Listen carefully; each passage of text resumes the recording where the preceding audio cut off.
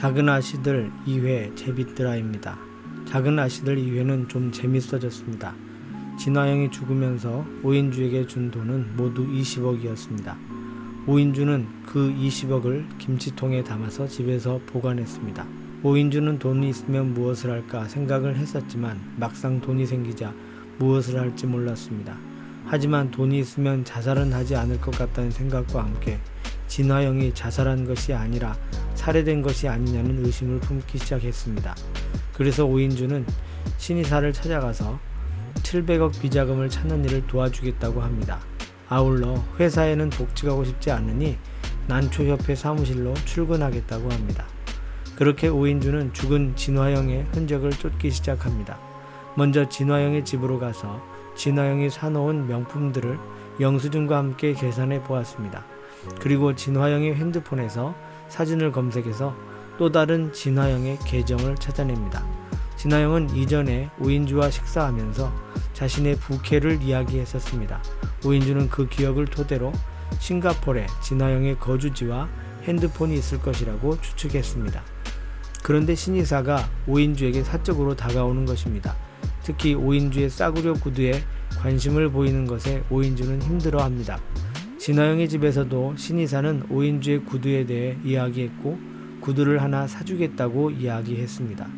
오인주는 신의사가 구두에 대해서 자세히 이야기하는 것을 듣고 우리나라에 3개밖에 들어오지 않은 명품 구두의 브랜드 매장에 가서 그 구두를 구입한 사람이 신의사라는 사실을 알게 되었습니다. 그리고 난초협회 일을 하던 양현숙 씨도 회사 자금을 횡령하고 자살하였다는 사실과 양형숙 씨의 죽음 또한 이상한 모습이었다라는 것, 그 모습이 진화영의 죽음과 아주 흡사하다는 사실을 알아내게 됩니다. 이 사실을 알아낸 오인주는 최도일에게 경찰에 신고하자 하지만 최도일은 반대합니다. 누가 죽고 사는 것은 최도일의 관심 밖이었고 오직 700억 원을 찾는 게 우선이었기 때문입니다. 무엇보다 경찰이 알게 되면 700억 원은 찾지 못하고 모두 국고로 환수되기 때문이었습니다. 오인주는 자신의 유일한 친구였던 진화영이 억울하게 죽은 것을 밝히지 못하고 이러지도 저러지도 못하고 괴로워합니다.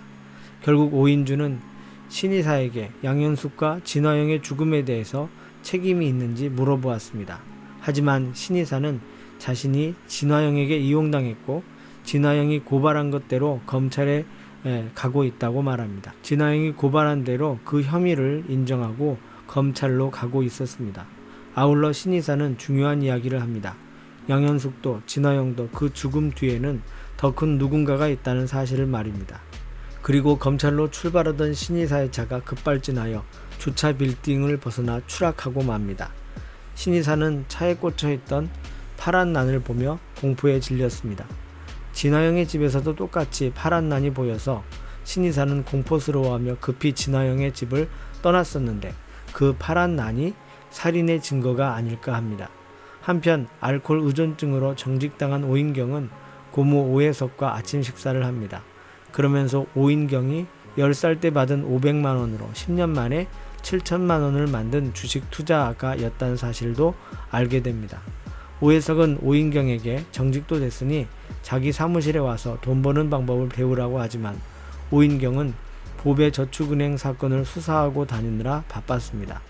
4년 전에 보배저축은행 사건을 제보했던 김달수 행장의 조카와 통화를 했고 그를 만나기로 했지만 그 조카분도 차량의 급발진 사고로 죽고 말았습니다. 그 자리에서도 파란 난이 있었습니다. 한편 오인혜는 핸드폰을 두고 학원에 갔습니다. 그 시각 박재상의 딸 박효리는 오인혜가 그린 자화상으로 동아일보 주최 국제미술대회에서 대상을 수상하게 됩니다. 오인경은 그 사실을 알게 되었습니다.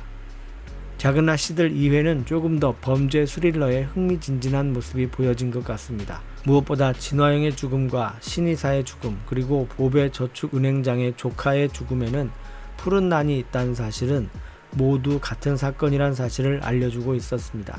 박재상의 지시를 받은 사람이 최도일이고 최도일은 원령그룹에 속해 있다는 사실은 푸른 난을 가지고 살인을 저지르는 그가 원령그룹의 누군가이며 박재성이 그 자리에 있을 수 있다는 추측도 가능합니다.